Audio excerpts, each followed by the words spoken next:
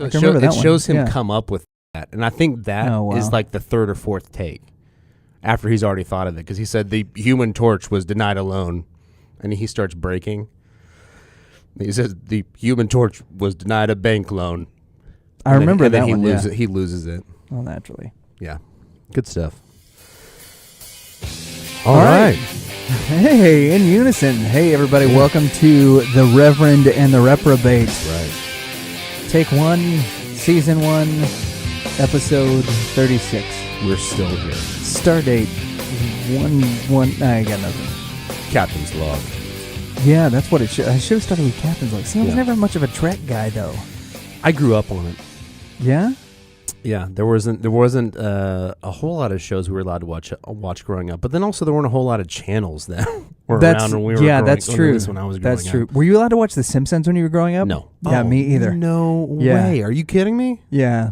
Like, that was the most extreme show for 90s kids, was The Simpsons. Way. And now, absolutely not. Have you watched any of it now that you've been an adult? Oh, yeah. So tame in comparison to some of the stuff that's like on regular TV now. Well, The Simpsons has gone on to inspire Family Guy, South Park. But I don't think The Simpsons inspired Scandal, which is a show that like my mom would watch regularly, which was written by the lady who did Grey's Anatomy, and was. I said that was new. That wasn't when we were growing up. No, it wasn't when we were growing up. But I was like, Mom, they're essentially like having sex on television, and I couldn't watch Bart Simpson skateboard down a sidewalk in Springtown. Like, it's like, eat my shorts, man. He made a fart joke. That's horrible. Yeah. Like, she's having sex with the president. Not to play devil's advocate, but your mom has probably earned. I think the devil has enough advocates. Like, the last one he needs is you. Your mom has probably earned watching mostly whatever show that she wants after raising 4 kids. I just think it's double. I also want to sign up for the give my parents crap about not letting me watch TV shows. Yeah, but now that you are a parent, you are ready to distribute free passes for anything parents should get away with in the future. Yes. Yeah, so you're not the devil's advocate, you're biased. Yeah. I just want to point that out to everyone. I'm also selfish. I'm just gonna let that hang. For our new don't listeners, have to explain that. To a point, right? We're helping produce a new show, which I'm really excited about. Yep. With a friend of ours named Greg Lewis, who has been on our show before. He's on one of the first episodes. He did some of our voiceover stuff. What was his nickname? Did he have a nickname? Greg? Yeah. Jerk. I think that's what I called him more than anything else, was just Jerk. Well, so he was on Team Impact. Right. And we both worked with Team Impact. And they all had like their own names. They'd go on stage, big muscly idiots. Greg's was probably like Greg, the legitimate athlete of this group. Yeah. Lewis. Greg, the sarcastic one. Yeah. Well, he was one of the few guys that, as much as awesome. I love all of those guys that we used to work with, there were a handful of them that legitimized what that whole ministry was about, as far as like being former pro athletes or things like that, because they had athletic careers. Mm-hmm. Right? Like Randall the Bear Harris. Right. But that's what I'm saying. What was his nickname? Yeah, he didn't have There was one. the Man of Steel. There was Chimp. Well, that was really your nickname for that's Chip. Okay, but those guys that you're naming... And he was an Olympic athlete. Right, but those guys that you're naming are actual athletes. There were plenty of those guys that were like big guys, but they were like flash in the pan. I do remember going on tour. I went to Pennsylvania. I right. remember exactly Were who you in all Scranton, was there. Pennsylvania? Because No. I took the team to Scranton. Okay, tell me about that. Okay, well, no, we did not go to Scranton. Yeah. I was just going to say we went with, there was a new guy that went, and they had just picked him up. Right. I spent a lot of time with him, but I didn't really get like, oh, I was a pro footballer, or whatever. He was just he was just a big guy. He was like 7.5 feet tall and was working out. Maybe 7 feet tall. Maybe exaggerating a little bit. Who was I'm it? known to exaggerate. I don't remember his name. That's a big dude. Okay. I'm exaggerating, all right? No, but still, I mean, if you're exaggerating him at 7 foot tall, that's still a very large man. The fact that you went, whoa, means that you're more impressed than you should be. Oh, okay, well, there you go. That's what I'm saying. He was a cool guy. I'm just saying he didn't. But there were a lot of those guys. He wasn't like Randall or Greg or what was the Man of Steel? Jeff. Yeah. There were plenty of guys that we took on the road that did not have. And I'm sorry I opened this can of worms to talk you're about fine. Team Impact. There were a lot of guys that went on the road that didn't have any like professional athletic experience. Mm-hmm. Right? Greg was a professional bodybuilder. Jeff was an NFL offensive lineman. Now he's the head of HR, which is hilarious to me. Yeah. Oh, Greg. Yeah. Jeff is not the head of HR. No. He's got a degree in literature. I keep thinking of Greg, this big dude. Yeah. Being like, Brenda, come into my office, please. We have to talk. Have you done your harassment training this month? Yeah. Yeah. It's awesome. Yeah, I don't think. I love it. To think that I giggle at home sometimes just thinking about what I think would be really good. Because to me, all of HR is women. And that's not completely true. There are men in HR. Sure. Christmas decorations. Yeah, Garland. Yeah, he was. He was a head of HR. I didn't know that. Yeah, I thought he was a professional bass player because that's how good he is. No, he was a professional human resources director. Oh, okay, Garland. Yeah. What's up, buddy? What's up, big guy? You probably won't ever watch this, but in case you do, what's up, dude? So, when I think of the heads of HR, I think of Toby from The Office. Yeah, and I just really want to have Greg do some of the conversations that Toby was in. Well, he would have to have somebody just completely beat him down, like Michael Scott did. Oh, for sure. Anyway, Greg's got a new show we think you guys should watch. Yeah, Greg is the man. Yeah, called The Secular Dissident. Is that the name he landed on? Yeah. And it's just him. I've had to look up how to spell that like 7 dissident? times. Because I'm like, is it dissident? Dissonant or dissident? Yeah. But essentially what he does, he has conversations with people where he breaks down particular pieces of secular worldview. And it's really interesting thus far with the episodes that we've recorded, and I'm excited that he's asked us to be a part of it and to help him on the production end. So be looking for that in the next, I guess we're probably set for an October launch for his program. We're going to launch in 3 days. What? I'm just fine. Yeah. It'll take a little bit. Good grief. We're launching in 3 days. Cool. That was not cool. Yeah. I used the word cool, but that was false. But anyways, big shout out to Greg. Yeah. So we're excited about that. Be on the lookout for that. This secular dissident. It's got a lot of S's in it.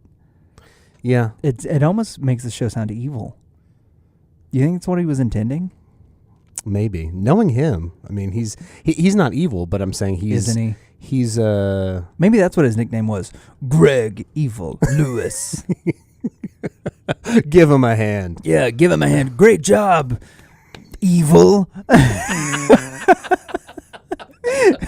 Everybody give Evil a big hand clap.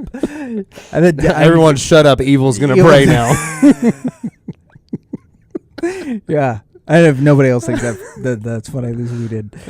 I'm sorry to everyone else. So I want an update on your Abs by Christmas. Oh yeah. So Abs by Christmas. A little recap. We are both doing Abs by Christmas, which is just a fun, the way you just said way. it sounds like Christmas is the one Christmas. that's. It sounds like that Christmas is a person. Yeah. Abs by Christmas. Yeah, we can get someone named Christmas to come on and give us some abs. So I know a guy named Noel that we used to call Christmas, but he's Scandinavian, can't speak very good English. Yeah, that doesn't fit because his name's not Christmas. No, well, that's true. We have there is something else that does not matter at all. There's a famous Big Brother contestant named Christmas. What? Yeah. How do you know this? I watch Big Brother, okay? Why? Because my wife got me into it, and my mom. They both like it. I had nothing better to do except just go spend time with them, and it's actually pretty awesome. There's no way that it's actually pretty awesome. It's pretty awesome. There's a lot of betrayal and strategizing, and you actually have to compete in games, and it's awesome. I really like it. I'm not going to lie. Well, please don't on this show, even if it's something as ridiculous as I watch Big Brother. Yeah. But yeah, Christmas, come on. We need your help. We need your help, girl. Please don't. I'm officially I've got 4 weddings at the end of this year that I need some help, girl. 4 weddings? Probably 4. Maybe it's 3. But yeah, towards, let's say this. Okay. Q4 and Q1, at least 3 weddings. Good grief. Yeah, you definitely do need abs for all those weddings that you're going to go to. Yeah, because we had to rearrange our tables so my fat didn't hang off the edge. Okay, so that is like the worst thing about the video that we've added is like I've noticed that there's like this giant chunk of just... After episode 1, I was sitting there watching it like, we're going to have to move those tables. Yeah, this has got to... So this is not... These tables aren't moved because we think that this is a better shot. These tables are moved purely out of vanity. Yeah. But we just wanted to share that with you. So I haven't gotten to actually talking about abs by Christmas, but it's a problem, which is why we're doing... Abs by Christmas is a problem? No. It's having fat hanging over and not being able to fit into my fancy clothes, my fancy boy clothes, my big boy clothes. I haven't worn. I mean, I've been at home for 6 months with COVID, due to COVID, not with COVID. Yeah, I've been at home 6 months with COVID. Due to COVID, I've been at home for 6 months. And I have put on probably 40, 50 pounds. And that's a problem when it comes to either going and buying a brand new wardrobe to go to these things or renting a tux, which I don't want to do. Or I've got perfectly good clothes sitting at home, really nice stuff that I can currently not fit into. So how are we going to solve that? And you and I came up with Abs by Christmas, which is abs by Christmas. And then Christmas Day, our wives get to unwrap the present. Yeah. And we'll have a 6-pack. Yeah. And or it's at least super we'll awesome have tried really hard to have a 6-pack. Yeah. I'm trying really hard. So I'll go into what I'm doing. So I'm doing keto. Oh man, when was this? It was 2019. No, it was 2018. All right. I was above 300 pounds, and I started doing keto. With not working out, I have never been a gym rat. I never wanted to go to the gym. Sure. I went with you a couple times to try it out, and I was like, this is not me. To try it out. But really, I wasn't ready for it. So one thing I really liked about keto is I started seeing the weight coming off, and it really encouraged me to keep doing it. And also, let's step it up a notch. Right. Because I started seeing some of the payoff. So I'm doing keto again because I stopped really when we moved the beginning of this or the very end of last year, the beginning of this year. Haven't done anything, haven't been dieting, stopped going to the gym, especially with COVID and everything going on. Yeah, because the gym experience now is much it's different. It's interesting. Yeah. So I re-upped my gym membership, started going. I just turned my flashlight on. For you did. So are you going to? You going to the Y? The Y. Okay. Yeah. I really like the Y. Like there's nothing wrong with there's a Y. couple benefits to it. They got they have a gym. You have a better gym than I have at home, which is nothing aside from you have a Bowflex. A Bowflex. Yeah. And also they have a bunch of sports. So we signed. They have a bunch of sports? Sports like for kids, kid sports. I think they have the league. So you're leagues participating through the Y. in kids sports now? I'm not, but my son will be. Oh, okay.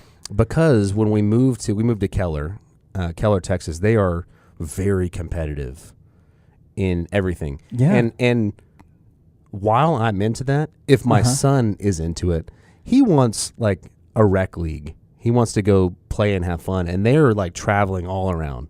Oh yeah. So we signed up for whatever, I don't know, was Keller. Yeah, you're not trying to pay like $12,000 a year so that your son can be in select baseball and also on a traveling team. And also it would be like, oh, there's a Saturday game and it's an hour and a half away. I was like, whoa. Yeah. We have fields. We have perfectly good fields. Yeah, why are we going to play these kids within in a East Texas? 5-mile radius? Right. So anyways, if he were into it, if he really wanted to do that, that'd be fine. But he doesn't care. No, he just wants to go, again, for him, it's not like, oh, I want to be a soccer player or whatever. He enjoys soccer. He has fun. That's about it. He's not going to be the next Polo. Polo? Yeah, that's the only guy I know. Pele? That's what I meant. You don't even know a guy. No, I don't. There's another guy. Shout out to Polo, there's the another soccer guy player. I know. Rafa Nadal? No. Yeah, okay. He plays tennis. That's good. Yeah. Starts with an M. Messy. Yay! Yeah. Messy. Well done. I got that one down. Yeah. Anyways. Yeah. Those are the reasons. You got it. So those are the reasons that I like the Y. I feel like I have to explain it because it's not as cool as like a Gold's Gym or. How is it not as cool as a Gold's Gym? It's not as cool as like the Gold's Gym. YMCA. Okay, so those guys ruined it. It's not as cool. The Village people ruined the Village people ruined it. Oh well. Yeah, I don't appreciate that, you guys. Yeah, they did. They did make the YMCA sound less than butch. Yeah. So anyways, I went. The whole mask thing was odd, but also I was pleasantly surprised to find out that they limit the amount of people in. They've shut down enough machines to maintain the 6 foot. Oh yeah. Which is fine because so far I haven't been held at the door where they say no, you can't come in. We're at capacity. Right. So far there haven't been enough. Have people. you seen that happen to somebody though? No. Okay. But also when I go, it looks good. Like there's plenty of space. Yeah. I don't know if that just means no one's going to the gym. Well, there are fewer people that are going to the gym than there have been there previously. You go. Bonus, because I don't like going with a bunch of people around anyways. So I went, started working out, and... No, are you doing cardio or are you just doing weights? So when I started a year ago, or a year and a half ago, and lost a whole bunch of weights, I started with cardio. Right. But then transitioned to weights after I got the nerve up, and I love it. Right, yeah. Weight training is great. Way better. It's way more fun. Yeah. Like I tried Camp Gladiator. Never again will I do that. For me, hated it. Yeah, it doesn't work. Some people it works great. That's not those guys. That's not me. Yeah, I don't know how to do that. Like I got up at whenever somebody says that's not a.m. me, I think of the Saturday Night Live guy, Drunk Uncle. That's not me. Oh. So I'm not too fast, too furious. That's not me. That's not me. That's not anybody. Yeah. Yeah. That's him. Anyway, yeah.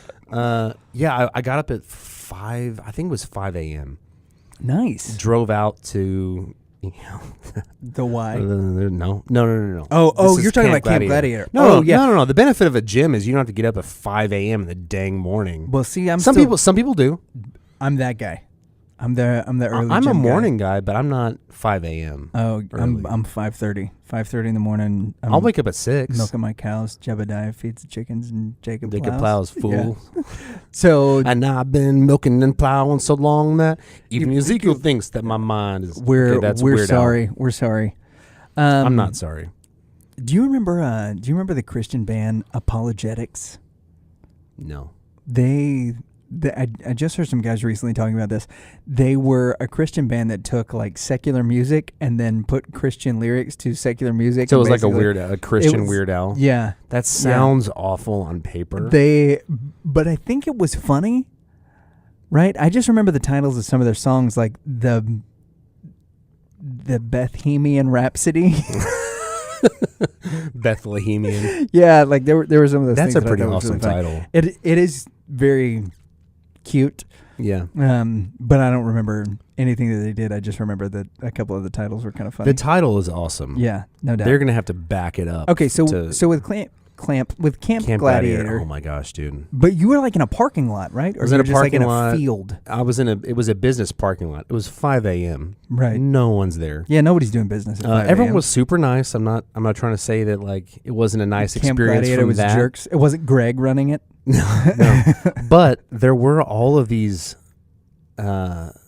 women kicking my butt with all of these things that I was like, because I've been working out for like, I don't know, 8 months or so. I was in the best shape of my life, technically. Sure. Which, I mean, for scale is not that was the best shape I've been in because that's the only time I put in effort. Well, we're going to use your personal graph. This is the peak. Yeah, there you go. Yeah. That was my peak. They kicked my butt. Right. They said, okay, we're going to do bear crawls across I think that's what it's called. Yeah. Across the parking lot. Hated it. Yeah, bear crawls We're going to do these jumping jacks. Hated it. I will get on a track and I'll put my headphones in and I'll be fine. I'll do a couple miles, enjoy it.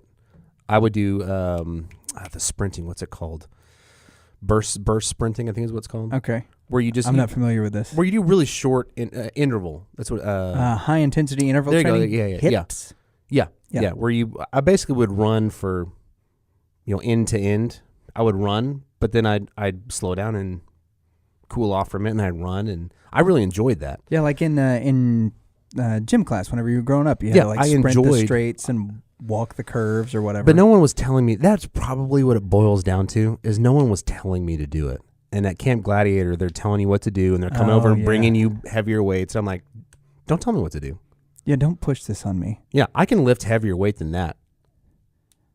But the fact that you're bringing it to me, I don't want to do it. So it may have been like a half-hearted attempt. Like your own rebellion. But also on the way home, I almost threw up. Ooh, how many times did you try Camp Gladiator? One time. Oh, that was it. That's all it took. I signed up 2 or 3 more times after that. Like, oh, okay, I'll try it again. I'll go Monday. And then Monday, 5 a.m. rolled up. I was like, nope. This is not happening. And I'd go to the gym. Right. Because I enjoy it. Like, I don't know. That, to me, again, Camp Gladiator, all the best of luck. I know there's a lot of people that enjoy it. I think they're going to do just fine without your endorsement. Yeah. Not for me. Yeah, both the people that listen to this podcast are not going to... I'm trying not to slander Camp Gladiator, which I realize has gotten a lot of people into working out. And it does have its place. But give me some weights. I enjoy it. Yeah. Put on some heavy metal. Oh, really? Yeah. Linkin Park, you know. It's not really Linkin Park. Okay, good. I was like, I don't know that counts as heavy metal. No, I worked out to Disciple lately. Yeah. And before that, it was Prince, which is not heavy metal. But no, not at all. It's good workout music. And before that was Queen. I've been... Queen is awesome to work out to. Yeah, no doubt. I've been working out to a lot of podcasts. And I know. Oh, I did listen. I listened to 2 Bears, 1 Cave today. Okay. Also. Yeah. Podcast. Yeah. Go ahead, tell me. Was it awesome? I mean, did it help you with your workout? Was it motivating? So I like podcasts when I'm doing cardio. Yeah. Because I just need to zone out for 20 minutes or 30 minutes. I'm reading when I'm doing cardio right now. Yeah. So something like that would be good. Because otherwise, I don't like... Again, I like tracks. Right, because you'll start clock watching. Yes.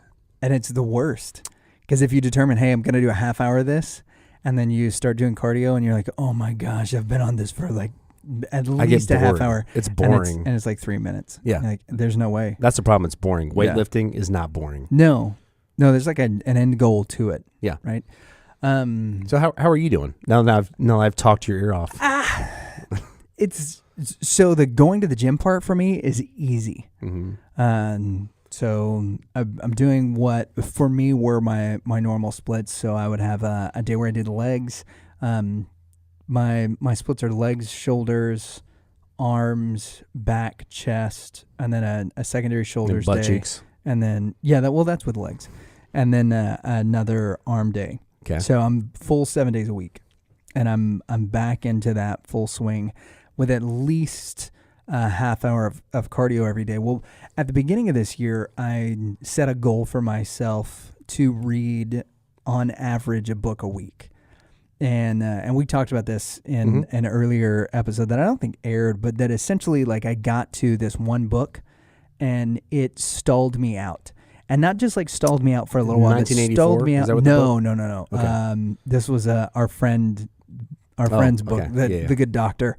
And his book stalled me out for like 6 to 8 weeks. Well, now I'm back on track. That's not a good endorsement. Yeah, no. That's why I'm not naming names. But I got into the 30s now. So I finished 1984. I finished Woke by Titania McGrath, which I do not recommend to 90% of just regular breathing human beings. But Andrew Doyle, the man who created the character Titania McGrath is who wrote the book. So he wrote the book as this character.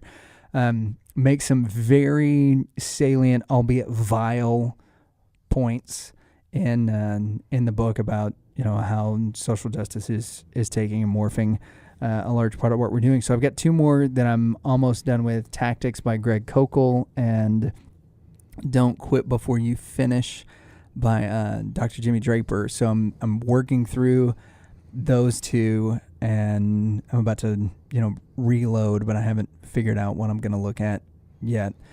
So I've been reading a lot on the treadmill for that reason, because it falls in line with what I'm doing and everything else in order to try to accomplish multiple things at once, right? Because have to be doing more than one thing. You have to engage your body and your mind at the same time. So the only time when I don't focus on, or when I'm not doing more than one thing, is actually what I'm lifting. And that's it. I am like body, mind focused on that's what I'm saying. You are focused on only. it. And I've been using a method that was developed by, oh man, I just lost the guy's name. It was developed by Lanny Basham. That's the guy's name. And Lanny is an Olympic gold medalist in sports shooting. So with the air rifle. So he's got a .22 air rifle. He wins the Olympic gold medal. What a wuss. Sort of. Like you wouldn't want to be downrange from him. I also wouldn't want to say that to him if he were in studio. Well, no doubt. And Lanny's a great guy. So I did his granddaughter's wedding. I officiated. Well, cool. I did their premarital and helped with their wedding some. So anyway, so Lanny and his sons Troy and Brian and his daughter Heather have developed this thing called the mental management systems. Actually, Rogan talked about it a little bit, and so they sold a ton of books since then. But they have the mental management system, which is a book. Troy's written at least one called Attainment, which talks about like the 12 things and how they work into the mental management system. But they have a journal, and in the journal, you essentially at the end of your workouts or whatever it is that you're doing, so they work with a lot of pro golfers, with Olympic archers, with Olympic air rifle shooters, literally from all over the world, that talk to them, and they're helping them in their one-to-one things. So it's really incredible what these people have been able to do, what the Bashams and their family have done. So there's a journal where you talk about like, what are the things that you did good in your workout? What are the things that you did poorly? Do you feel like you ran your mental management system in each one of your? I like that. Oh, it's great. Because I basically think that way, just not as structured. Yeah, because I'll do something. I'm like, you know what? Some days I'm like, oh man, it was a great workout, and some days it's just like, dude. And this it's not a waste of time, but it was not good. And so this has slowed me up quite a bit. So you're not rushing through it, right? And so like when, for instance, today I did legs, and so when I go for each squat, it's first did I walk into the rack properly? Is the bar positioned on my back? Am I in good posture? And then when I go down, there are cues whenever you go down. So am I breathing in? Are my feet properly separated? Do I feel like I'm spreading the floor so that my knees stay out? Say it again. Spreading the floor. Okay. Right? So when you plant your feet for a squat, you want to feel like you're spreading the floor out, like you're trying to push the floor apart. Okay. I didn't know so that way it keeps your knees out, because a lot of people, they have knee issues when they squat because their knees tend to buckle on the inside. But if you're pushing your knees out, then it keeps them in proper I did know alignment. that. You want to angle them out.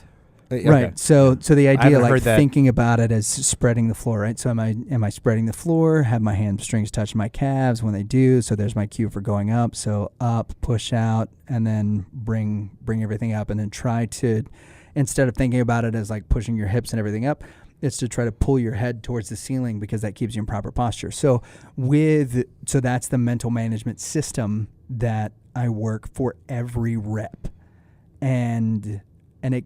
I mean, once you get into the groove of it, it happens pretty quick. Well, there's a question in the journal: how well did you run your mental management system? And so it's, I ran it well 10% of the time, 20% of the time. I did it 80% of the time really well. And so you have to answer those questions for each exercise, for each set. And it's been tremendous in helping with my overall training, in getting to a level where hopefully, if I never compete in anything again, at least I'll be in shape to where I could if I wanted to. So that's been a big part. You will. I don't know. I know you've had some issues. Well, or catastrophes, maybe. Yeah, I mean, it's been weird, but like as much as I want to get back into competition, one of the things that I'm realizing is that when I start to get in that mode, it takes away from other aspects of my life. That like working out and being athletic is something that's important to me, because it sort of sets my brain right on being disciplined. And especially in the mornings, what I've found out is that if I'm doing something that exhausts me early in the morning, I'm able to focus way better for the rest of the day. That is the opposite of me. Oh man. So it's almost like, and it's like fight or flight is what it sounds like. That if you get all your energy out, that you're able to calm and focus on something. Yeah, and that helps. Well, and so when I was, what I consider like at peak is if I do something in the morning that takes a lot of energy and effort, and then if I do something at night that does it, then I'm really at my peak. So it used to be that I would train in the morning. You do too. And then I would do the entire day, and then I would train jujitsu for a couple hours every night during the week. And that is when I actually felt like I had the most focus and was at my best, is when I was doing 2 things to bookend my day where I was just completely spent and exhausted. And for some people, the way that the brain mapping works is that they can't do that. If they ever end up completely exhausted during any part of the day, then for a certain amount of people that can lead to depression or allows a door to be opened for and a lot of addicts. And we talk about this in addiction recovery, that some people that like, if you're at the point of exhaustion, then you put yourself in a position where you're vulnerable to addiction. I am the opposite. If I'm not exhausted, my brain works at such a weird level. If you're not exhausted, you really crave a cigarette. I'm essentially, I'm looking for something to kind of like taper and bring me down, which is why, there's a lot of people who have said, maybe you're an adult ADD or ADHD diagnosis, and maybe I am, but I don't want to take anything for it because I know, hey, if I do these things, then it helps me out a lot. And so we're restarting now with working out and using that mental management system book, and the journal has been absolutely tremendous. Concept. So that's a really cool concept. So big shouts out to Troy and Laney and Brian, and I think Heather is their sister's name, for putting that together. And if you guys want to check it out, mentalmanagementsystems.com. Absolutely phenomenal. And no matter what your workout program is or the style of thing that you're wanting to do, tracking those things has become huge. And so through tracking my workouts, it got me back into tracking my intake on food for the diet. And one of the things that's been so important for me on that aspect is I'm never underfueled. So there's a lot of times whenever I've done diets or meal plans in the past, I've realized I'm having to call them that because people are like, oh, why are you on a diet? You're fine. Why are you on a diet? I'm like, oh my gosh, I'm on a meal program. It just means that I'm choosing to eat a certain way. Right. So that if I'm not tracking it, I tend to be underfueled. In the sense that, like, I will be so worried about what I'm going to eat and potentially, like, oh, if I have this piece of sugar, then it's going to, like, blow up my diet for the day or whatever. And then you may as well have a large pizza. Right. Like, that's how your brain works. But that's how my brain works. Yeah, for sure. But when I'm tracking it, if I look at it and I'm like, oh, you know what?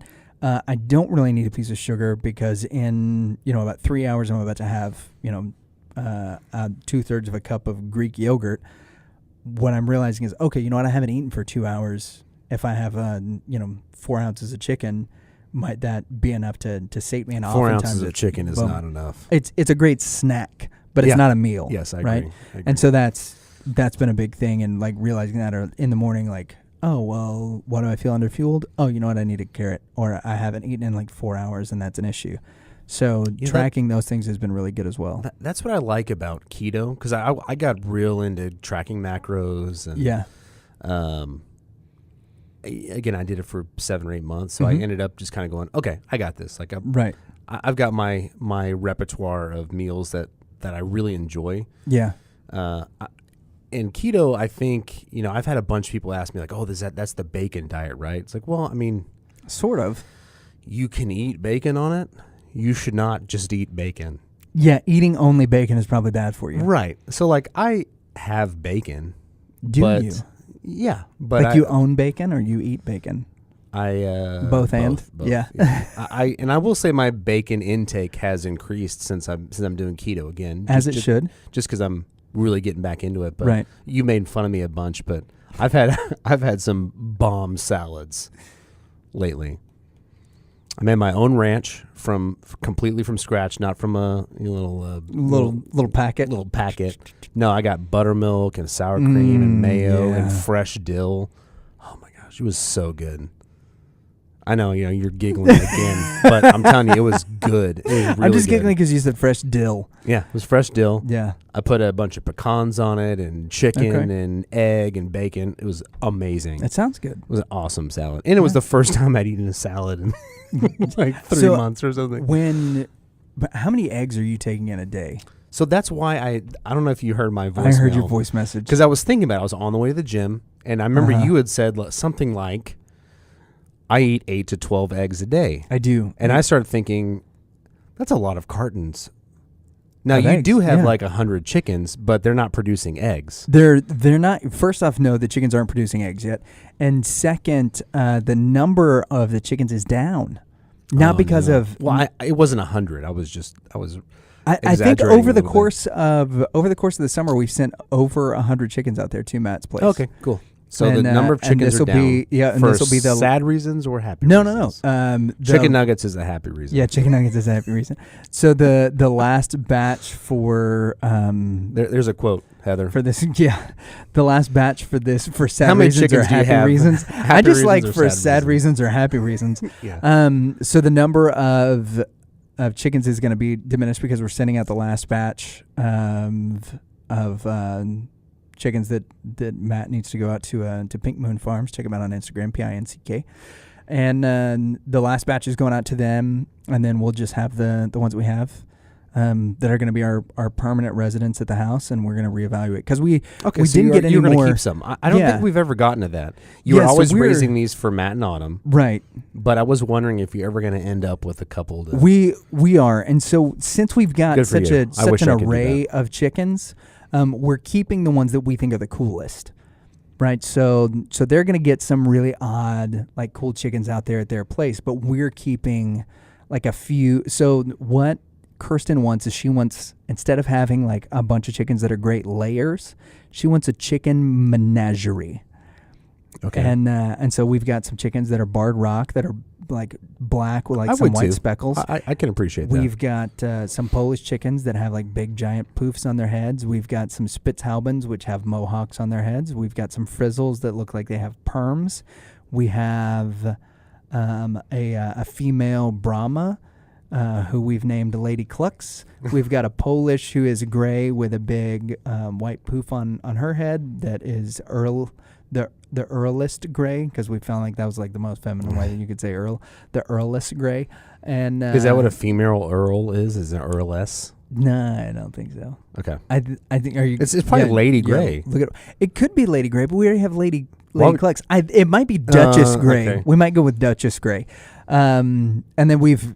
You're right. You do have a lady already. So that's a little. So we've got an assortment of a few that we're gonna keep, and most of them are long term going to be decent layers. So between like 2 and 250 eggs a year, and then we've got a couple of them that are going to. Some of them that can actually produce 2 eggs a day that we'll keep, but it'll at least cut our costs down a little bit. However, whenever we go out to Matt and Autumn's place, even right now, they're sending us back with a bucket of probably close to 40, 50 eggs each time we go out there. You're about to say chicken nuggets. No, because they're getting almost that many a day. What I'm really trying to convince my wife to do is to let me get some meat birds, but she's just not on board. What breed is the meat bird typically? So there's a couple of different ones. There's like the Jersey Giant, which is one. You'll say some kind of big. Right. And then there are some that are crosses. So you'll get a cross that's like part Cornish and then part like Jersey Giant or Rhode Island Red or something like that, where they cross them. And these birds are, people are like, oh, they're genetically engineered. They're not. They're crosses that happen naturally whenever the chickens are around each other. It's not like somebody's going into a lab and doing this. But because the birds are so big and muscular that if you don't harvest them, meaning to slaughter the chicken and get the meat, by like the time they're 8 to 10 years old, so they don't reach maturity. But by the time that they're 8 to 10 years old, if you're not doing it because of having just a giant, 2 giant chickens as part of their bloodline, what will happen is that you either have to begin to taper off the amount of food that they get so that you're only feeding them so much a day, or they'll eat so much that they kill themselves, and their hearts will explode because they're not able to lift their chest up off the ground. So there's a lot of things that you have to do. And then you can't eat it, the heart. Right. Yeah, because the chicken hearts, which is a thing that I've had them, but so it was weird. It was like a weird thing to try. It is a weird thing to try, but it's also chicken hearts.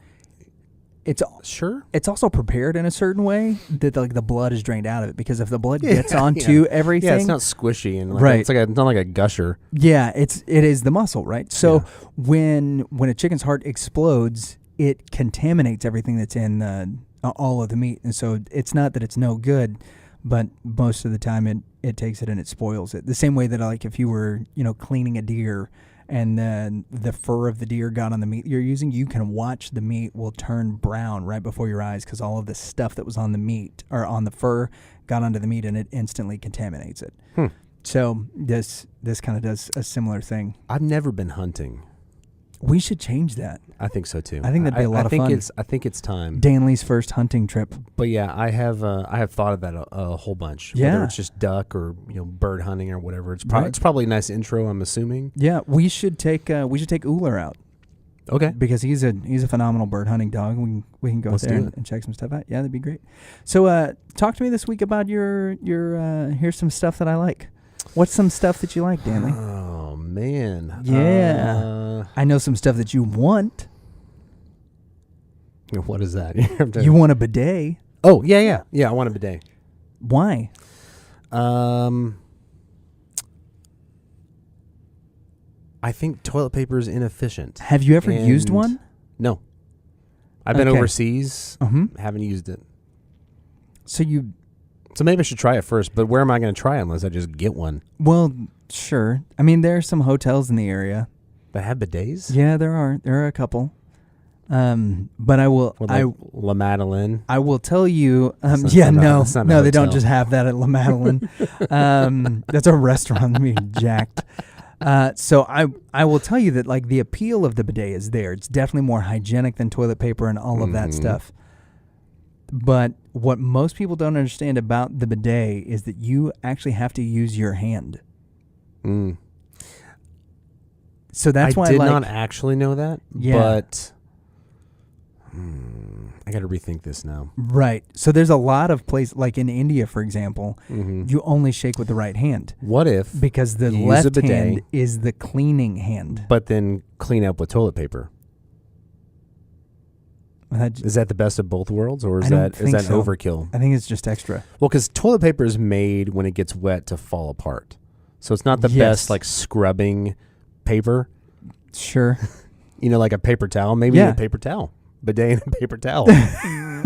You just can't flush it. You gotta have a poop trash can. I think we've just added a bunch of extra steps into something and just made it worse. You gotta have a poop trash can. Yeah. There's another quote. We're gonna have a ton of it. This is great. But yeah, you gotta, or a Q-tip. Just go and you gotta to quote my Indian friend, you really got to get in there with the hand in order to make it work. Yeah. Okay. I don't love that. You off of that? I love the bidet idea of cleaning every time, right? Refreshing, like all that sounds great. I've got a buddy who gets in the shower after every time. I'm kind of on board for that, especially working from home. Like who's the right? So no, he would do this. 5 minutes for a poop, 1 minute for a spritz. We took a 7 minute or 7 minute, 7 hour. Yeah, 7 minute. We took a 7 hour drive, and about hour 3 he had to go, and he waited until we got to the hotel room to go. So he was like in pain by the end of this because he has to take a shower after. Yeah. I mean, I get the appeal. I wouldn't be in pain, but I also don't take a shower after. Yeah, but that's his thing. He has to shower after every time. Yeah, it's a little odd. So everybody's got their stuff. Other toilet humor today. I had to tell my wife to. Oh man, I don't remember exactly what it was, but we're at home together. I work, and when I have probably very few breaks. Toilet break is one of them. So she came in to talk to me, and I was trying to accomplish something, get something completed. And I had to tell her can you please back up or go sit down so I can finish this? Because she literally was right here talking to me in my face because she loves me. Sure. And I'm glad that she's in my space. But I had that after I said that to her. I was like, this is what marriage is. Is telling the other person like, hey, I'm trying to poop. Can you back up a little bit? See, just give me a little bit of space. I'm perfectly fine with you being in here. In fact, I want you to be in here because I want to talk. We're weird. Okay, when you've been married for this long, it's like I'm bored. Either I'm going to be on my phone or come in here and talk to me. I do the same thing when I take a bath. I'll tell her to come in. Okay, like come in and sit down. And she'll sit in the chair and talk to me. Okay. Okay, so having been married now for 6 months, so I'm an expert. You're an expert, on marriage. yeah. I'm a marriage expert. Tell me what you've learned. Yeah. The bath thing I can get, right? Because it's just, you're just hanging out. There's nothing to do other than being on your phone or what you don't want to relax.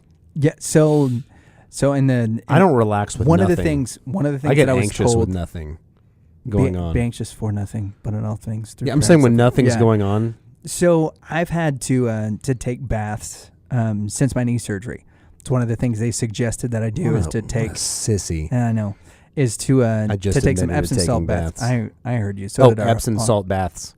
Awesome. 100%. Yeah, great, awesome. Right? Yeah. So that's one of the things they suggested. You left that detail out. You said, I got to take baths. Well, you should have said, I got to take Epsom salt baths. Okay. Yeah. So that's what for what muscles. Having me do. Right. It's guy stuff. It's totally very manly. Take a bath. Very manly. I'm using that as another place to read. What I have cool. found though is my life hack for when I don't want to read is that we've got TV trays, and I'll set up a TV tray and the iPad and watch like an episode of something. It does feel a little though, like every now and then whenever they break the fourth wall in a show and they're like, oh hey, blah blah blah. I'm like, oh, I'm like trying to cover up. Yeah, push it into the bath. That's been a little weird. But I think it's one thing to talk with your spouse in the bath, but it's another when you're doing evil. Fast forward 3 or 4 years, and that's not going to be a policy. I don't know. I know some very happily married couples, and that's one of the rules that they've had. They actually refer to it as the closed door policy. Yeah, that doesn't work in our house. Yeah, well, I mean, typically, and each marriage got to learn its own boundaries. First off, women don't do that. Yeah, but that's when right. she closes the door, I typically leave her alone unless I need to get in there for something like I got to get a shirt out or whatever. Then I'll go in. But aside from that, I'll leave her. I'll leave her alone to do her the imaginary thing that does not happen with women. What I think is one of the greatest inventions ever is the water closet. Okay. So like in the master, so if you walk into a lot of master bathrooms, there's an actual other little bitty room. Yep, that they can close the door I don't to have for the that, toilet. but I'm on board. Yeah, well, I'll help you build one. I want to do something else first. I will help you close. You want to put the bidet on there first? No. You know our patio? Yeah. So we've got our master extends out into the backyard. And we've got this nice little patio. I want to enclose that patio all the way to the master. Okay. I want to do some kind of an add-on or maybe just a screened in. I don't know, but I want to have. I need a. This has happened too many times that we've got 15 people over, and we've got a table that seats, 5. Right. If we had that outdoor screen-in patio, we could have family events and stuff going on. Yeah. And we don't really use the patio. I use it very occasionally because mosquitoes. Sure. I went out there last night with my brother, and it was a nightmare. Yeah. Tell Leslie I said hey, by the way. Yeah. Now that he's back in town. Yeah. He may come on. I'm trying to get him on. Oh, really? Yep. To talk about... That's what he asked. Yeah. He was like, I don't know what I'm going to talk about. I was like, look, this is my favorite part about podcasting. Yeah. Is I started this. I wanted to do this with you for a long time, but it turned. If you've been listening, you know that is a blatant lie. That is a blatant lie. Why? Because I said you wanted to do this with someone else for a long time. No. And I was Danley's. Not only was I Danley's second choice, but I had to initiate the beginning of this podcast. Out. Anyway, please there was something else story. that I wanted to do with something else. There was something else I wanted to do with someone else. This was not it. Okay. There was another thing that's completely unrelated. Who are you going to believe, America? The Reverend or the Reprobate? Listen, everyone listening is part of my Reprobates. They're on my team. That's what I've nicknamed all my followers. The reprobats. They're my reprobats. Nice. Okay, so anyway. Podcasting. Yeah. It's my favorite way to have a conversation. Because everybody else I gets don't to know. hear it. There's some of that. Yeah. Right. There's some of that you and I were in a band together. You were in my band, but go ahead. That's been one of the funniest things for me is people are like, so how do you guys know each other? Just I'm messing with me. Stanley used to play guitar for me. You do it all the time. But there is some component of performing and improving and all that stuff that I do really enjoy. Well, with your brother, I think in particular, one of the things that would be interesting to talk to him about is how COVID has affected our mom. Sorry. Yeah, COVID. Well, how COVID's affected his industry. Yeah. Because it's all but destroyed large chunks of the world that he's in. And it's not something that we often think about, even when we tend to be so focused on what's happening with us and what's happening with our, our people, our family, our tribe, however you want to look at it, that, seeing somebody that's outside of all of that does something in an industry that we're not familiar with, how that affects them and how it's really affected our economy as a whole, I think is going to be a really interesting thing. So I would love to have Leslie on to talk to him about that stuff. Me too. So for context, he lives in Nashville, which is music and it's production. It's really music and production, and that's what he does. And it's just I don't want to steal all his thunder, but it's been hammered. Yeah, anyone that's in the music industry, we actually have a couple buddies that are that they perform. There's the outlet to that now is digital, and so a lot of people are having to figure that out. And how do I get a revenue stream based on that? How do I monetize it? It's tough, man. Yeah, and so I was actually talking with a friend of mine this past week, and so he's moved to, they're doing online concerts. And what they're finding is that their audience is better on a platform like Twitch, but it's easier for them to monetize on Facebook because Facebook has a pay piece that they do where you can donate, or is it to view it you have to subscribe to it? No, it's not a viewing it, you have to subscribe to it, but so it's just like a, hey, send $5 to or that you can, if they're playing, you can tip them for whatever. That's what I meant. I meant a tip. Yeah, and so that's cool because there's a bunch of them that I would do that. Absolutely, right? And Facebook's got a thing where you can donate for churches and things like that, and so we haven't really explored that avenue very much, because we don't know what the end is like. And what they've found is that there are some like holds that Facebook has put on their money, and some other things, right? So there's a lot of kind of catches that are part of that. So they're sorting that out, but they have found that as they've done stuff on Facebook that they're getting a much larger revenue stream than when they were doing things on Twitch and just like putting their Venmo on there, because it's one less thing that you have to do on Facebook. So if you're already linked up to use Facebook Pay, then you just click it and you're like, oh, here's $25, thanks for what you're doing. Whereas on Twitch, they put the Venmo account, then you got to log into your Venmo and do that. And people don't want extra steps. They just want I'm the same way. Just an easy click. Yeah, I am too, right? Yeah. The more convenient you make it nature. For me. Yeah. Make it as easy as a click and I'm in. Right. Yeah. The easier you make it for me, the easier it is for me to participate in. So that's it. So stuff that you like. Did you like that Jake ate your tree? So maybe we'll put up a picture or something. Okay. I've got a couple of pictures already, but yeah. So my dog, Jake. At first this was a funny thing. He's a German Shepherd. Is he a full German Shepherd or is he a mix? We believe he's half. We rescued him. Okay. We believe he's half Australian Shepherd and German Shepherd. He looks pretty much like a German Shepherd, except for his legs, which have spots on it, kind of like the Australian. Aussies, yeah. But yeah, so this whole thing started where he would get we would rile him up because it's a fun thing to do to dogs, right? We'd rile him up and we'd say something about, hey, there's a squirrel outside. Yeah, get him excited. Which a bunch of people do. And so he would charge out there at the tree and bark at the squirrel, and we would laugh and say, good job. And he'd come in, and that led to him biting the tree because the squirrel was up there. Like, he wants to get that dang squirrel down. Sure.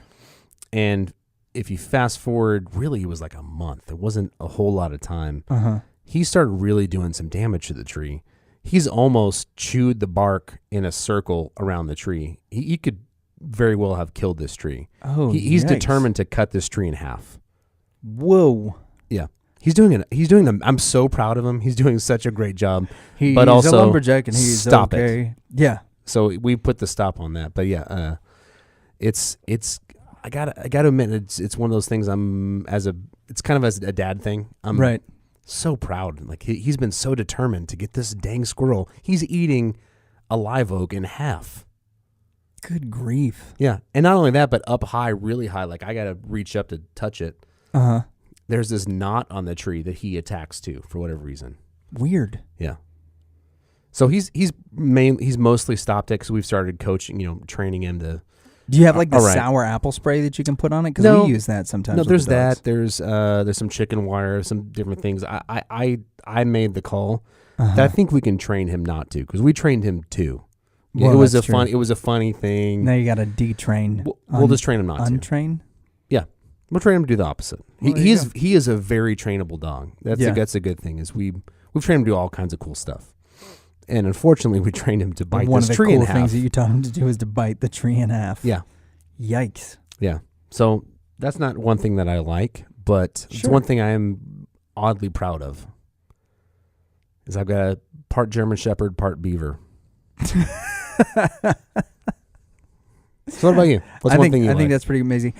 So I bought the first video game that I purchased in probably a year yesterday. Avengers? And it is the Avengers video game. Oh, okay. I want to know about this. Okay, so it's and we're gonna have the wonderfully talented and just fabulous human being Neil Rohn, the proprietor of Boomerang Comics, on with us. What will essentially be next week, to talk about some of the new comics and things that are coming out, but also the way that the Marvel and the DC universes are expanding, because now video games are becoming canonized storylines. The movies obviously are now, instead of them being like their own standalone things, like they're becoming part of the larger canon that happens within the universes as they relate to the comic books in some instances, which is kind of a cool thing, but also sort of a weird deal. So as all of that stuff is happening, that affects his world a lot. So I'm curious as to how some of that goes. But this game follows Kamala Khan, who is a really new... Miss Marvel? Yes. But she's a really new character within Marvel itself, because Miss Marvel, the original, used to be like the sort of blonde bombshell that they drew for most of the feminine comic people. Them. Yeah. For most of the female comics that you saw in the 70s and 80s, and as that grew. So she was a character that was a lot like, as far as from an appearance standpoint, a lot like Captain Marvel, right? Yeah. And Kamala Khan is decidedly not that. Not in the sense that she isn't a strong female character, but she is Middle Eastern background. Her parents are practicing Muslims. Mm-hmm. Well, her mom is not in the picture, and it's alluded to that her mom passed away. At least in the video game it is.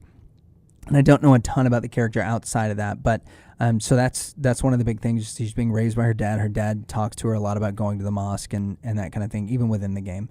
And she makes a decision not to, and you essentially follow her throughout the story as she is trying to re-recruit the Avengers. This sounds like a terrible video game. Yeah. So like, the way that the video game starts out... The dad sits around talking about how she needs to go to church and she doesn't want to. Right. Yeah, you need to go to the mosque. Yeah. Boy, that'll get us She's canceled. like, no, Dad, I don't want to. Well, and she leaves. So what happens in the beginning of the game... So does she also have superpowers? Because this sounds really lame so far. Yeah, it's just a teenage girl filled with angst that doesn't want to go participate in her parents' religion. But the reason I set her up like that is because she's very unique for... She is. For the world. And as a pastor, it's odd because, for those who don't know, I'm a pastor of a Baptist evangelical church. We definitely align with those kind of things. We believe in the inerrancy of Scripture, that Jesus Christ is the sole way to heaven, as he stated, and also as it was prophesied that he would be. And so there's a lot of those aspects that as I look at it from the outside in, that I'm like, having a Muslim character, for me, is a little difficult, and those kind of things. As a person who finds just marketing and capitalism interesting, they're doing a great job in the market because they're filling a role that nobody else has, right? There's not a lot of people that are speaking about Islamic people as heroic just throughout the world, right? And she is just a very average, she's a positive and otherwise average girl. Yeah, and she's a great role model. She's very respectful, and like she's respectful of her parents and of that faith. As long as she doesn't have to go to the mosque. Right. So she does make a few turns. I'm sure she goes to the mosque. Therein. But I don't know. I thought she was LGBTQ. I haven't experienced that yet. I could be wrong, but I know there's one character. I haven't seen that. Now, there is some rumors that Captain Marvel is in that realm, but I don't know. But I think if you were to if they made Kamala, have you seen her haircut in the movie? In that group, yeah, she's got a very Karen haircut whenever she comes back. She's almost got the haircut. I thought about this the other day. Kate plus 8. You remember that show? Yes. Where she had like the straight hair and then the explosion out the back. It always looked like duck wings to me, like it was real straight and down and like a. Yeah. I think that's what it is. It's like a duck it used butt. to be John and Kate plus 8. Yeah, but then John got eliminated. Yeah. It was a reality TV show. Yeah, no doubt. She voted him off. Yeah, reality's harsh. Yeah, he didn't make it through the island. So the way that the game starts out, it evolves around her, or it revolves around her. Revolves. That's what I meant. Yeah, but also the Avengers themselves. So the way that the game starts out is they're celebrating A-Day, which is Avengers Day. There's some kids that are being flown in so that they can pitch, or they're part of a comic book contest where they wrote an Avengers comic. And the Avengers are going to pick the best one and like reveal that at A-Day, and so you're there with them, and they're experimenting with Terrigen crystals as a source of energy. And if you're familiar with Agents of S.H.I.E.L.D. or within Inhumans in general, that Terrigen is the compound that reveals new powers in them, and that if they're exposed to it, that they can either die or become superpowered humans, which is where the term Inhuman comes from. Anyway, long story short, AIM, which is a group of bad guys, take things over. They blow up the Golden Gate Bridge. The Avengers try to stop them. They can't stop them. Right? And MODOK, the leader of AIM. Yes, so MODOK, you see his progression from being just a regular from a normal scientist dude into an insane floating fat computer. Yes. And it's so far I'm about, I think the game says percentage-wise I'm about 20% of the way through. And MODOK is like almost to his full form there, and so you've got some great villains that are a part of it. Abomination is a part of it early on, but Kamala. So the Avengers get decommissioned. Captain America. When does she get picked up by the Biden campaign? I haven't gotten there but the way that you enunciate the name is slightly different. Kamala. Yeah. Oh, I'm so sorry. Was that Tucker Carlson? Yeah. And then Joe Biden the next day was like, Kamala's doing a great job. It's like, oh my goodness. Like I'm sure the outrage was just the same, right? I would just love if we could just be consistent across the board. Like if the people on the left and the people on the right, if we could just deal with one another with like the slightest bit of grace, I think that it would solve so many of the issues that we're having, right? I agree. I think there's lots of dumb ideas on both sides of the aisle. Yeah, like let's make fun of all of them equally. But in the meantime, there's a lot more dumb on one side, I think. But there's plenty of dumb ideas on both sides. Yeah, and I think that's been one of the biggest things, not to get off on a whole political thing here, that we've lost in our political system is just to deal with one another with grace, because outrage has now become our new currency. Look, conversationally, we should hate all politicians, not each other. Yeah. I'm not going to advocate hate, but I agree with the sentiment. I remember being in, this was at Brookhaven College. Yeah, I was in a class, it was a government class. And I remember I think it was government class. I think it was one. I'm trying to remember exactly what this guy was teaching, but he was kind of awesome. But one day he said something that really, to me, I knew he didn't mean, but it was really showing how he feels about politicians. But he said, I think that all politicians should be dragged in the street and brought to the Lincoln Memorial and be shot in the head. Whoa. Yeah, it was a very jarring statement. No joke. Yeah. Did he get canceled?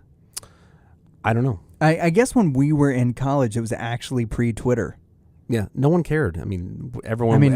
I remember there was an audible gasp and some silence after it, but also everyone was thinking about it and thinking about why he said it. Right. Not that he was actually advocating for that, but he was saying this that would have been politics is dirty. Yeah, politicians in a large sweeping manner are all dirty scumbags. And this would have been prior to the Bush-Kerry elections in 2004. Because this would have been, or like it would have been probably right after that. Okay, yeah. It was that time, like during that time period, yeah, because that's when we would have been in our early college years. Yeah, so he was probably talking about Republicans mainly, assuming he was. Yeah, that's assuming he was a college professor. Yeah, understanding that he was. Yeah, no doubt about that. So anyway, a lot of bad stuff happens in the opening scenes. They're online and have been for a while, so I'm just gonna go ahead and spoil. Cap dies. Okay. And then he's a commie, anyways. Yeah. So then Kamala gets discovered as having inhuman powers about 5 years later, has to run from AIM, who's trying to eliminate all the Inhumans. And in so doing, she tells her dad that she's going to go to this girls' retreat that's happening at the mosque, but then hops on a bus to Utah to get to the last known place of the resistance. And there, instead of finding the last known place of the resistance, she finds the helicarrier that had the Terrigen crystal on it. The Terrigen crystals are gone, but she finds in his beast form the Hulk, who has been there for about 3 years, and that's where the adventure really starts and gets Hulk going. Yet, or is he just no, he's just Hulk. Okay. And after she's able to get free of some AIM people that are trying to capture her, the Hulk sees that she's got some superpowers, which are pretty akin to Mr. Fantastic. She's stretchy. Right. And I don't know this for sure, but I've heard rumored that her advent and rise came a lot from the people that really are from Disney when Disney acquired Marvel, that they really liked the powers that Mr. Fantastic had. Yeah. And the way that it could be manifested and all that. But so they were like, let's remake that. Well, sort of. So when Disney all acquired a part of Marvel, let's remake everything. Well, when Disney acquired Marvel, they quit producing Fantastic Four because the Fantastic Four were a Fox entity, and they didn't want Fox. Also, that last movie was a flop. Well, so they didn't want Fox to be able to create. I don't think they owned it at the time, though. That was. I don't think was that Disney. Disney owned Marvel. Right, but that was it had to have been. But that was a Fox. No, that was a Fox movie. So Fox owned the rights to X-Men and Fantastic Four, and Sony owns Spider-Man. And everything. And they're trying the to bring everything back universe. in-house. Yeah, I don't know that, and they're going to have struggles with two properties. One is I don't think Sony's going to get rid of Spider-Man; it's too lucrative. Mm-hmm. But they're cooperating together for a lot of MCU stuff.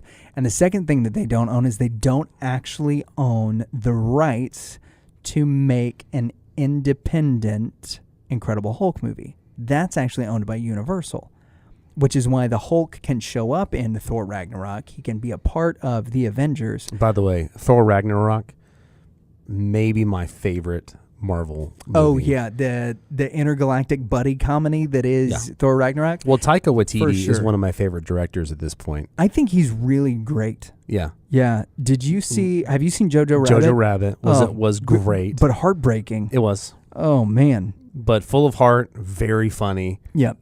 Most of it. I mean, it's about the, at least the start of the Holocaust. Right. No, the end. Because at the end of the movie, the Americans are coming in. During, spoiler alert. It doesn't really focus on the Holocaust. It's set in Germany. Is it Berlin? Is that where they're in? Yeah. And she ends. I won't get into it, but it's a great movie. Yeah, it's great. Scarlett Johansson's wonderful in that movie. Taika Waititi plays the imaginary Hitler, his friend, which is just one of the most bizarre things ever. I can't believe I've thought about this when I was watching it. I wish I could be there, had been there for that pitch meeting with whichever studio. I don't remember what it was off the top of my head that made it. The pitch meeting where Taika Waititi says, okay, I want to make, I don't know, New Zealand accent. Right. I want to make a movie, all right? In it, it's going to be, no, it's just coming out British. Yeah. In it, it's going to follow a Hitler youth around. And I am going to be his imaginary friend, Hitler. I just imagine everyone in Hollywood going, no. Which is why I had to make it in New Zealand. Okay, I didn't know it was independent. Well, I mean, not independent. It was backed by. And by the way, that film there. Does not glorify Nazism or it doesn't, and there was a lot of concern about that at first. But along those same lines, I want to recommend, if you guys have not read it or you're not familiar with it, Man's Search for Meaning by Viktor Frankl. Mm-hmm. Which has just recently been translated into English. They were essays that were originally published in 1946 after he was released from a concentration camp. And it is incredibly powerful stuff. They recently have put it on Thinker, so if you're a Thinker subscriber, you can read or listen to it there. But, well, at least the main idea is there. But it is... that probably one of the single most impactful things that I've begun reading this year. I would put him on par as far as like thought goes with Chesterton, but he's a lot more introspective and not as I mean, obviously he's writing after concentration camps on those kind of things, so he's not as funny as Chesterton is. He's not writing essays on cheese, but the points that he makes and how he's able to really grasp and look at the human condition, mm-hmm. and the grace in which he handles a lot of that stuff with it's really powerful stuff. But he's one that coming out of that, right? Mm-hmm. And the reason I think about this is the last few scenes in Jojo Rabbit where the poor kid, Scarlett Johansson's in it in one, and they focus a lot on her shoes. Mm-hmm. So more spoilers. More spoilers here. Spoiler alert! Turn off the channel if you haven't seen it. But they we need every viewer. Every viewer possible.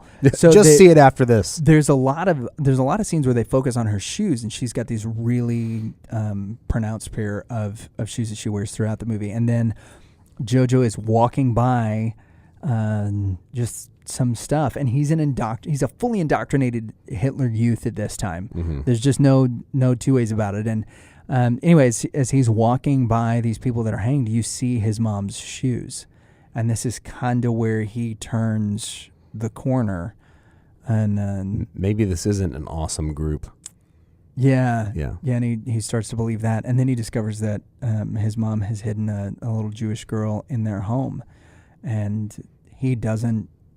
At this point, he's not ratting her out, and he's repulsed by her at first, and some of the stuff that he slowly talks realizes about, that they're both human. Yeah, it's some of the stuff that he talks about, because he writes a book on being, or how awful the Jews are, on like the Jew demons and stuff, and this was the actual types of things that were published by the Nazis, and while Tika is shedding some light on it in sort of a satirical sense, through the maturity of Jojo, you see the de-radicalization of this kid.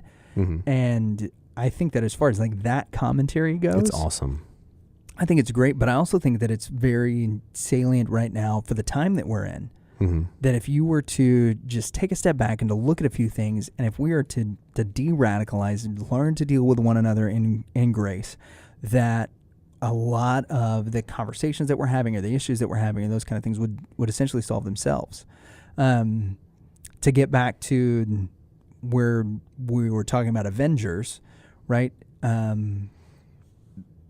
Kamala Khan poses a lot of very difficult things for me as a video game player, me as a Christian, me as a pastor, and like I said, as a person who looks at that and I'm like, okay, from a capitalistic perspective, I can't look at what Marvel did and be like, oh, you know what?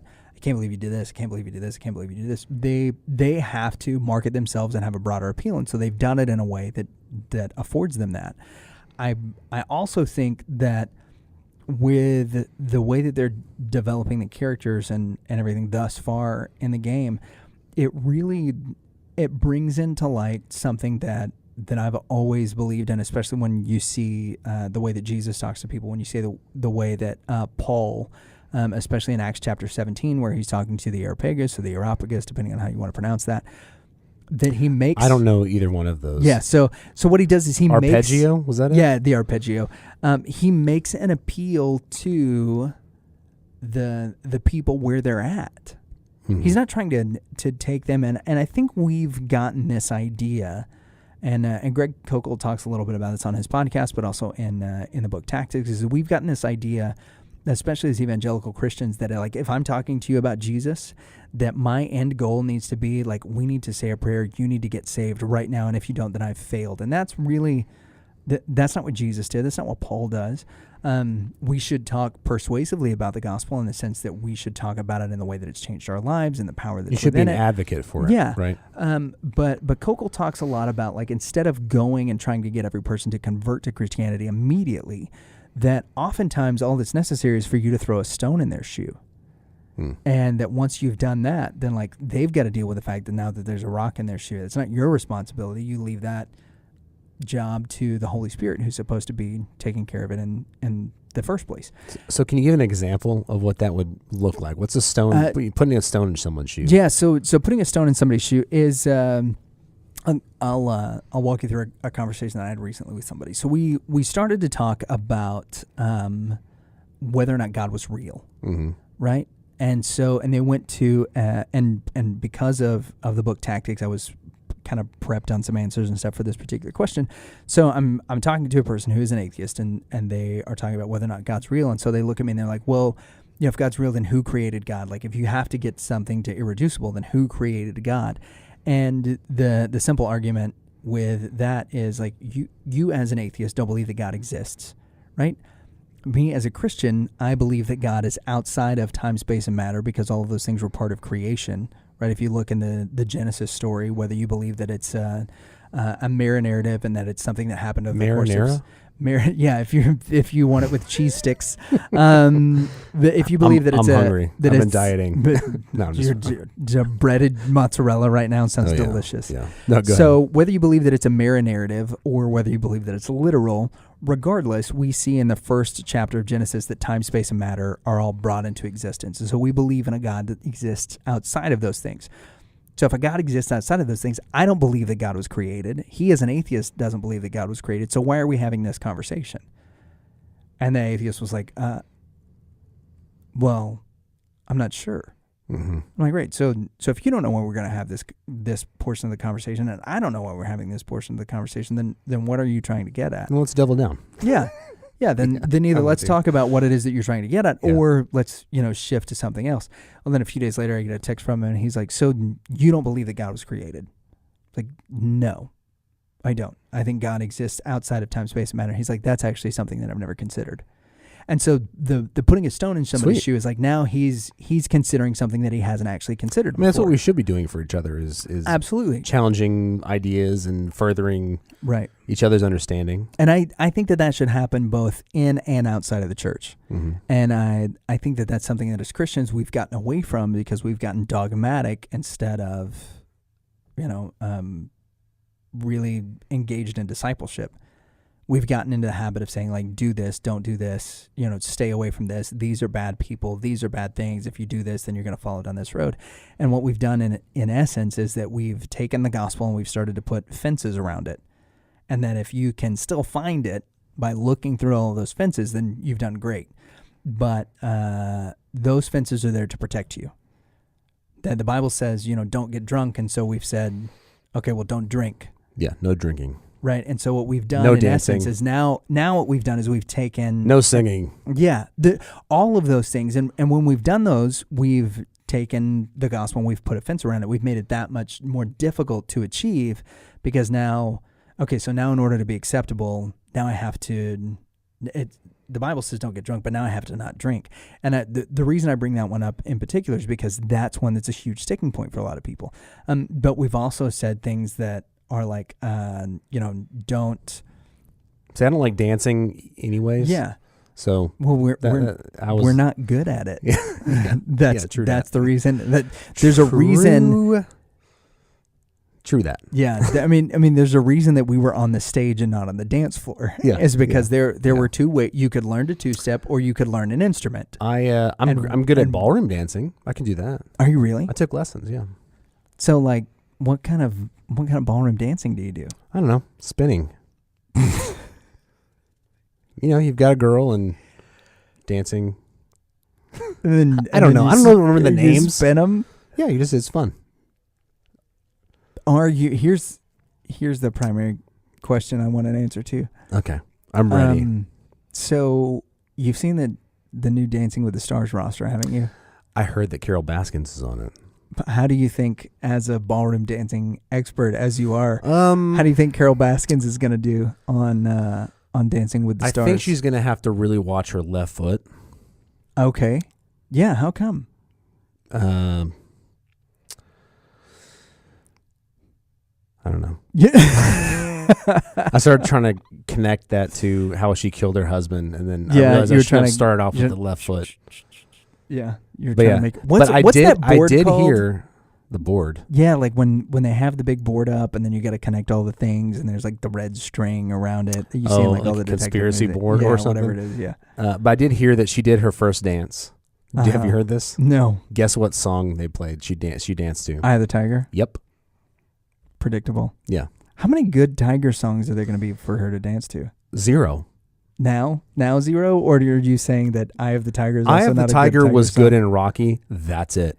Do you remember it was a series of beer commercials called Real Men of Genius? Yeah. Yes. So yeah, the Real Men of Genius. Right. It was a great. It's the lead singer. Campaign. The lead singer for Survivor is the one who sang that. Yeah. So that's a better song. No, I'm being mean for no reason. Eye of the Tiger is a great song in its own regard. Is it? In its own regard, yes. Sure. It's a great a great movie song. Like Let It Go is a great song for a movie, but I'm not listening to that. I don't care about it. Yeah. But it's a perfectly fine song. But yeah, there are some songs that are clearly movie songs. There was Hero, I think was one. It was for Spider-Man. You remember that? It was Chad Kroeger. And oh, yeah. There was somebody else for some stupid band that they collaborated. Yeah, there are a few songs that are great because of the movies that they've been in that would not be great otherwise. Yeah, I remember jamming out to Hero, and now I think if I heard it, I'd throw up. The song Space Jam. At the Space Jam. Yeah. That's a great song because of the movie Space Jam. If somebody played that just on the radio, if that just popped up on Kiss FM, I'd be like, what is this garbage? By the way, they're redoing Space Jam. Yeah, I heard about this. With LeBron James. Yeah. I could not be more defeated. Sorry, LeJon Brames. I got that wrong. Yes. Yeah. And The Mask is going to be in it. That is the only thing that I'm interested in the movie about. And I'm sure it'll be a cameo. I'm sure he's not going to have a starring big role. Yeah. And I don't think Jim Carrey's even really in it. I think that's a digital version. Digitized The Mask. Yeah. Which is a little bit of a bummer because I love The Mask. I've heard rumor that because of the just incredible drop-off that the NBA's seen due to politicizing so many things, that production might be postponed until they can sort some things out. I don't really care. Yeah, I'm not huge on. I was mildly interested in it. I have not been keeping up with sports at all. No, yeah, and so I was incredibly surprised.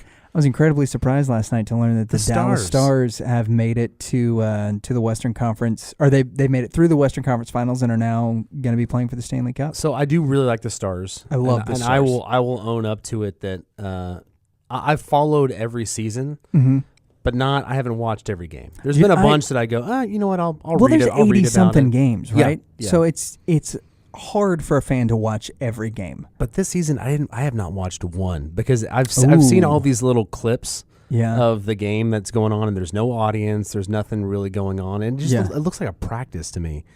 And I know that I should still watch it. I'm going to watch the finals because I love the Stars. So did you watch? You didn't watch any of the games before the break? No. So from October or November, whenever they started, to when they stopped doing games in March. No, that's not correct. Okay. I have watched them previously before that. So this is the thing that's got me so messed up in my brain about hockey, is that it doesn't feel like it's the same season. I thought it was a new season. So it's because it's so close to when they should be starting the next season. Yeah. Like they should be not playing for the Stanley Cup right now. They should be looking to start the next season in a few weeks. So that explains why I'm so thrown off too. Yeah. Because I think you had texted me, dude, you hear about the Stars? And I was like, what are you talking about? Yeah, like they're in the finals. What finals? What are you talking about? Yep. And then I didn't even know that my favorite team. And see, my favorite team. I don't watch the Cowboys. I don't watch Rangers. I don't care about any of that. So speaking of the Cowboys, my favorite sport has always been football. And I didn't even realize there's been no preseason games. There's hardly any talk of training camp. I've deleted, because the sports apps that I had during this weird dry dock that we had with no sports at all, they're just sending me like nonsense stuff about like, oh, did you see that LeBron James tweeted this out? Or, Meta World Peace just had a tweet, or the Major League Baseball Players Association is now in another imbroglio with the owners, and they can't get everything sorted out. Like I was just tired of getting those updates. Some dude threw a tennis ball at the referee's throat. Yeah. Boy, that was weird, wasn't it? That was weird. I saw the clip. So we're getting all of these crazy updates, and I was like, you know what, I'm done with this. I'm tired of getting all of this like weird news funneled through my sports app. So I just deleted all of them. Because they're you can turn off the notifications, and yet still some way it finds a way to push a notification through, which is the most frustrating thing ever. So I just deleted all the apps. And I got a text message from a buddy of mine that was like, hey, are we doing fantasy football again this year? And I was like, no. I hadn't even thought about it. When does the season start? And he's like, Sunday? It's like, wait, what? Yeah, they just played. Who did they play? The Cowboys just played. The Cowboys played... they lost, so it doesn't even matter. Though the reason I know they lost is because of I'm on the ticket. They played the LA Rams. Yeah. And I saw that's another thing that I had to snooze. Dak. Dak's not worth the $5 million extra that he wanted, or whatever. There's something about that. Yeah. I don't know what negotiations he had. I know what all the people that love the Cowboys are saying about it, and him. Yeah. So I went over to my brother and sister-in-law's place, and we watched the game. And I just thought, at least something in 2020 remained consistent, that the Cowboys still suck. Yeah, I know. And like, there's a thing that is kind of beautiful about consistent disappointments. And so I just want to personally thank Jerry Jones and the Jones family for providing that for us, providing the consistent disappointment. Cowboys still suck. Yeah. The world is going to be okay. Yeah. Yeah. Not everything in 2020 has changed. Yeah. But the Stars are in the Stanley Cup Finals, so that's... Yep. I'm a little miffed on how they're going to do some things, because, like, are you going to win the Stanley Cup? Is there going to be, like, an asterisk or, like, an addendum about this year, about the abbreviated season and the weird playoff stuff? And I'm a little disappointed for our city. Because we're not going to have a big parade. Yeah, that is a bummer. And well, obviously, like you can't have the parade unless you win. But we're not. The last time the Stars were in the Stanley Cup Finals was in 2000. 1990. That's 99 they won, and then so the last time they were in 2000 against Buffalo, and the city was like electric. The last time we were in the Western Conference Finals, like 10 years ago or so, the city was just like fit to be tied. It was awesome. Everybody had these great vibes. The stars were everywhere. And now they're playing in the bubble in Edmonton. And like, I didn't even know that this was happening. I texted a buddy of mine, and he was like, yeah, I heard they won. Isn't that cool? Like, yeah, we would have been, like, earlier this year when they were winning close games, we were freaking out, like giving each other text messages in all caps and tons of emojis and yada yada. And now it's like, oh yeah, isn't that cool? There was a couple of years ago. I was traveling. I was in LA for like a week and a half or something. I was in LA for like a week. Yeah, I was drinking some boba tea. Gross. That's a good way to get choked. Yeah.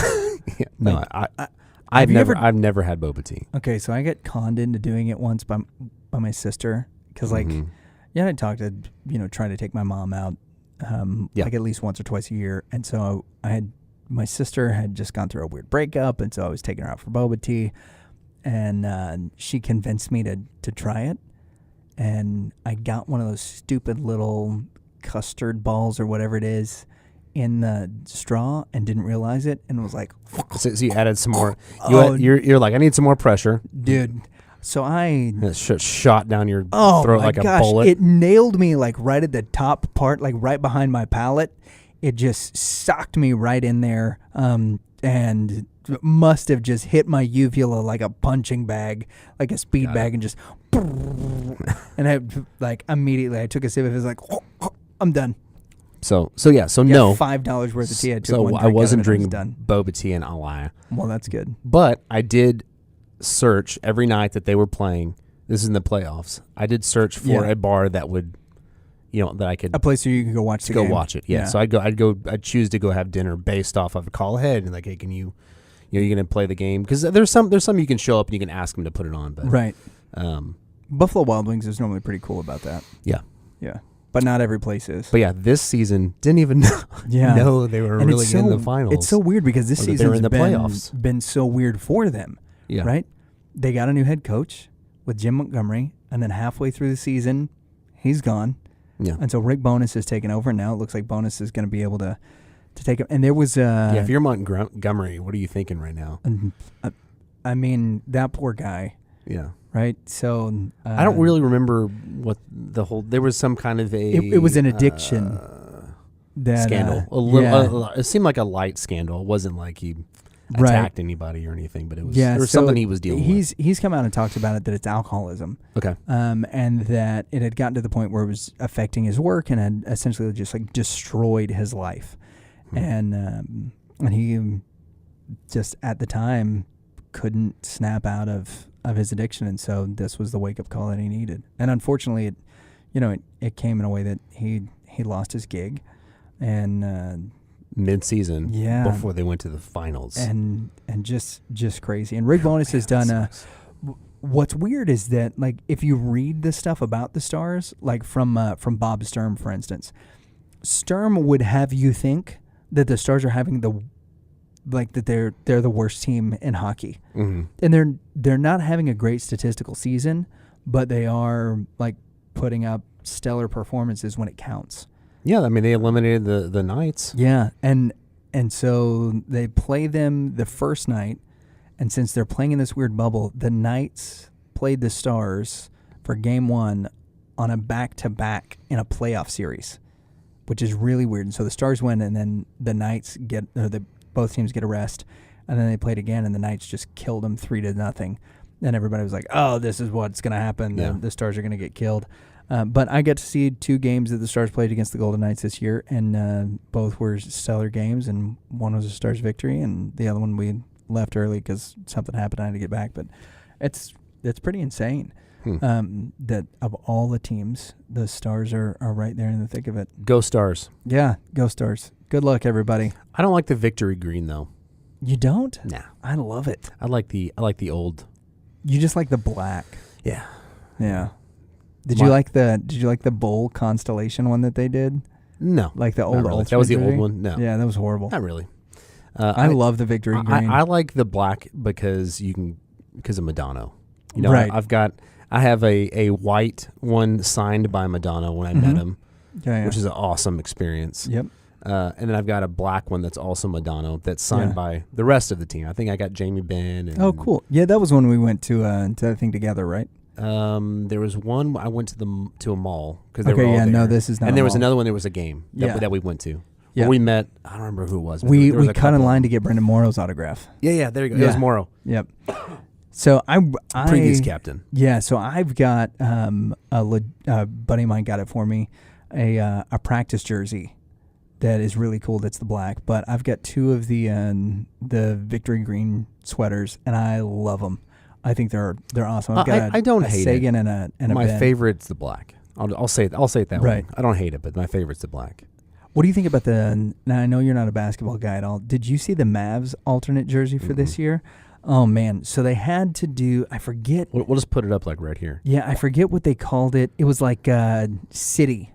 They called it like the City logo. And it looked like the spray paint from the Fresh Prince of Bel-Air had like thrown up. It was like a neon Mavs jersey. That's it, right there. Okay, yeah. I think that's a great way to describe it. And they redid the court to where it had. I kind of like that. It had the logo on it. It was just so jarring. Yeah. That so many people like immediately hated it. That feels like a Space Jam, actually. Okay, that's jersey. what I thought. Right, like this looks like looked like the what's his name? Cuban. The Cuban was like, "Give me the Space Jam font." Yeah. Build for me the Space Jam jersey. Yeah, that's kind of what it. Get Bugs Bunny in here right now. But it was really weird to see it. So both the games that Kirsten and I went to, both the Mavs games that we went to before the break, they were wearing that. Yeah, and it was just bizarre to go and to see that because they did, and they changed up the court. Here's the court. They changed up the court quite a bit for it, and changed the Mavs and the Dallas. And then so he's really leaning into that font. Stuff. Oh man, just huge. And the ones like from 2 years ago, I think, were for the city jersey. It was the Dallas skyline. Mm-hmm. So it was really cool, really classic looking. And then the ones of last year, it was black with like a hollowed out green. It kind of looked like a neon light thing. And so the last couple have been really cool. And this one, I think people were like, what in the world? But when I realized I'd seen the jersey, I was like, man, I don't know how I feel about that. And then there was, I forget what streaming service had just picked up the Fresh Prince of Bel-Air, and it showed the Prince, the Fresh Prince spray paint. Yeah. It's like that. That's it. That's it. That's what they did. It's the Fresh Prince of Bel-Air. So yeah, it's grown on me since I sort of had that apostrophe. But in West Philadelphia, that logo was born and raised. Yeah, but the 76ers didn't use it, did they? No, nope. They did not. It was the sweet, gentle Mavericks. I'm impressed that I successfully had a probably 10 to 15 minute sports conversation. I don't know how much it takes for you to be impressive to yourself. Less than it should. That's fair. More than you think, less than it should. Yeah, that's fair. There. First off, that's fair. Yeah. Second off, being able to talk about sports more than 5 minutes. Yeah, no, you did well. Not something that I typically check out and walk off. Yeah.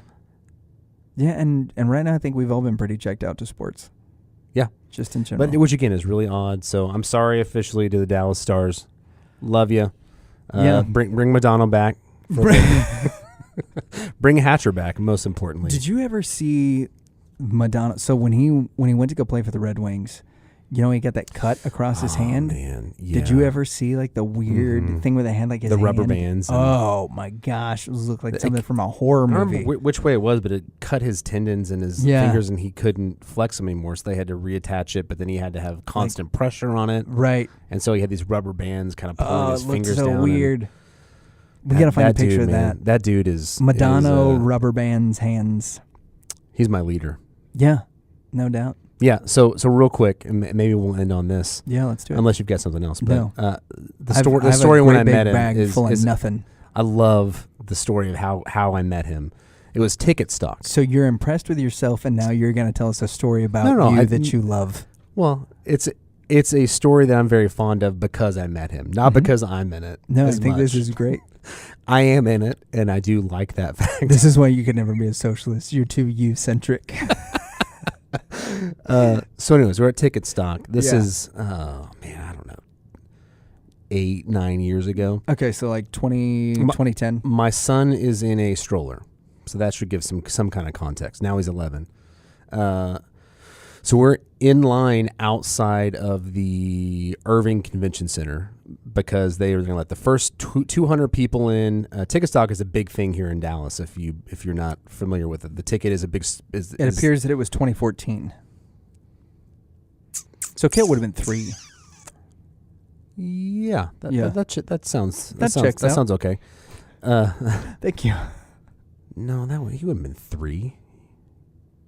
Yeah, he would have. In February 2014, he's 3. He turns 4 in 2014, but not until in the summer. Yep. That somewhat works.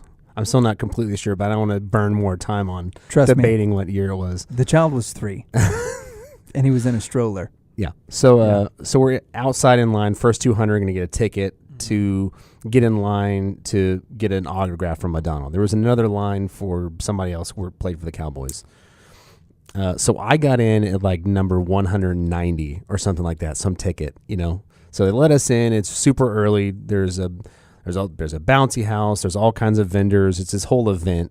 And then the ticket is going to live. I almost said live stream, but this was a little bit before that. They're doing their radio show. Yeah. From the stage, which is really live cool. Broadcast. Live broadcast. There you go. Getting to see them from the stage doing it was really fun too, because they would come out and these people I've been listening to for 10 years, your whole life. And so anyways, I got my number 9 Madonna jersey on, of course, because I'm going to meet my hero. And I have the stroller. My wife has taken my son to go jump on the bouncy castle before everyone shows up. Uh-huh. And this dude comes up to me, and he just starts chatting me up. He says, "Hey, do you like Madonna?" And I was like, "I don't know. What do you think?" Of course I was sarcastic. Right. Yeah. I got my number 9. I'm like, yes. You see? He's like, "Do you want to meet him?" Yes. Yes, I want to meet him. He said, "Okay, let's go. I'm going to take you backstage." And I was like, "Well, hold on, what?" He said, "Yeah, we'll go meet him." Okay, do I have time to get my wife? He's like, we don't have a whole lot of time. I was like, "Okay, let's go." I followed him. So I followed him backstage. He took me into the dressing room. Madonna was there. They're doing shoots. And I got a really cool picture of him with his arm around me in front of this backdrop. That's awesome. And I got to meet him. I don't know why. I don't know why he singled me out other than maybe the number 9 on my jersey. But I remember watching him in the Stanley Cup playoffs when they won. Oh, yeah. That was the first time I fell in love with the Stars. Or it was when I fell in love with the Stars. Right. But it was so awesome. The epic battle between Eddie Belfour and Patrick Waugh. Yeah, and then Guy Carbonneau finally scoring the goal, and he's 40-something years old, and he just passes out on the ice. So good. Yes. Yeah, those were the days. And was it Brett Hulse? Brett Hulse scored it. But I remember Guy Carbonneau. I remember he somehow I remember that he was maybe skating and he just fell down. He was like, "Okay, I'm out." Yeah, because it was like, I don't remember what time it was, but it was uber overtime. The final game. Great playoff. It was an absolutely incredible win. Yes. And the head coach of the Hitchcock, right? Well, Hitchcock was of the Stars, but the head coach of the Buffalo Sabres, Lindy Ruff, would later go on to become the head coach of the Stars. Yeah. Yeah.